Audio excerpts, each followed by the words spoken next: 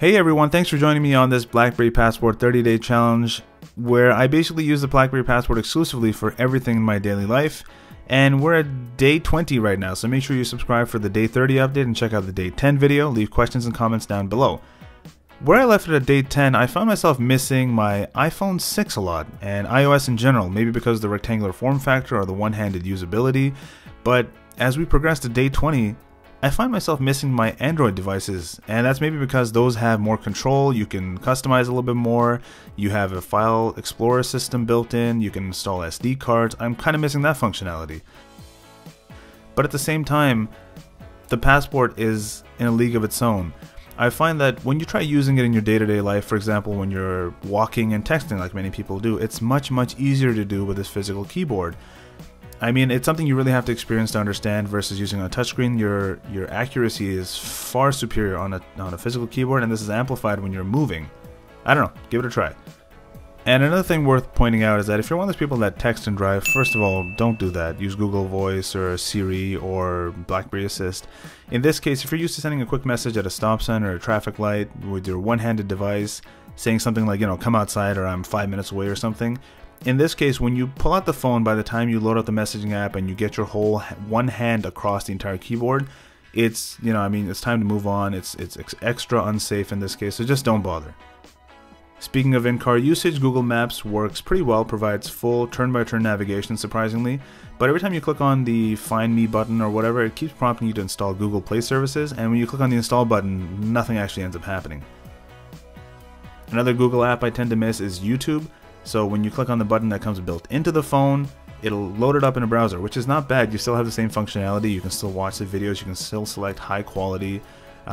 You can play the video in the background, but you can't browse. You don't have the niceness of the UI that you would in the Google or iOS Play Store.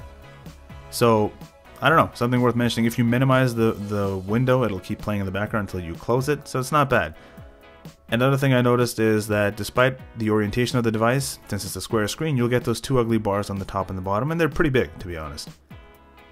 Gameplay on the device is not bad. I've been addicted to this game recently, Prank Wars, so this is the game on the 5S, and just to show you the screen real estate, how much it takes up, how much more of the game you can see.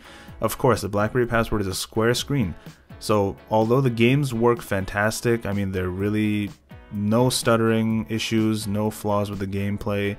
Nothing at all. It works great, but it's a square screen, so you won't see as much of the game as you might want.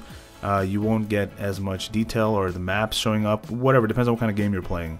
But in general, the screen is beautiful to use, and this is something I want to take a closer look at. The resolution on this thing is fantastic. It's great for reading. It's not okay for watching videos, but at 1440 by 1440, there's no jagged lines in the text that you're reading. Doesn't matter what website you're on. At that kind of pixel density, it looks fantastic. And a lot of people have the same concern that the screen is so big, it's so bright, it's so nice, it must take a toll on battery. But one thing I can say is that you can pause here and have a look at these screenshots, but the battery tends to last me close to 2 days, and I use it pretty heavy. Bluetooth's always on, Wi-Fi is always on, and I mean, I get a full 2 days out of it. So in general, if you're incorporating the BlackBerry Passport into your day-to-day life, I find that some places you'll feel it more than others. So for example, if you go to the gym, yeah, I go to the gym, shut up. If you can get this monstrosity into your pocket, which is a mission and a half on its own in gym shorts, and I mean that outline is huge. If you're on something like a treadmill, or in this case the elliptical, you'll be able to see that distinct outline in your pocket, and it'll keep jiggling around because the phone is also pretty heavy. I find myself digging out my old iPod Nano and just keeping the BlackBerry on the actual device itself or leaving it in the locker. Another issue I had was camera launch times. Look at this. It freezes, and then it finally launches. By the time your kids or your pet or whatever is done its spontaneous, funny moment that you want to capture, it's too late. Like, look at the OnePlus, how quickly this thing launches. It's good to go. And I don't know, that's just something I found it was kind of annoying me, but the camera launch time sucks. So that's been day 20 with the 30-day challenge on the BlackBerry Passport, and it's not bad. Day 20 summary, there are some things that bug me. But interestingly enough, I found myself missing my Android device more than my iPhone 6 device. And it's easier to type while walking, but I don't condone texting and driving.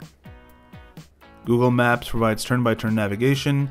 Other Google apps don't work as well, like Google Hangouts or Push Bullet or YouTube. Full screen videos have large bars on the top and the bottom. Games and apps run pretty well, but it's a square screen, so you get less game real estate on the screen. Screen resolution is awesome for browsing and reading, but not so much for videos. Can use it in the gym, hard to keep it in your pocket and use the equipment. Had to dig out my old iPod, and the camera takes forever to launch, so it's a bit of a nuisance. Anyways, that's been it. That's day 20. Day 30 is coming up soon. Make sure you subscribe for that. Check out the reasons to get a BlackBerry now, and check out the mega comparison video that I'm working on right now. It'll be out in the next day or so as well. And that's it. Thanks for joining me on this day 20. See you guys at day 30.